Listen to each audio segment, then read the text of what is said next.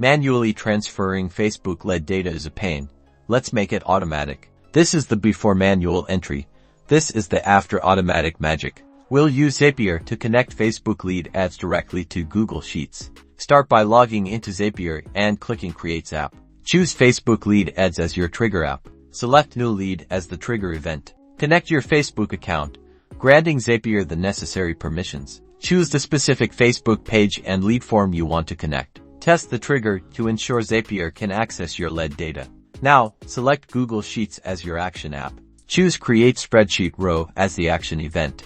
Connect your Google account and grant Zapier permission to access your Google Sheets. Select the Google Drive, Spreadsheet, and Worksheet where you want to save your lead data. Map the fields from your Facebook lead ads form to the corresponding columns in your Google Sheet. Test your Zap and then click Publish to turn it on. Now, new Facebook leads will automatically appear in your Google Sheet.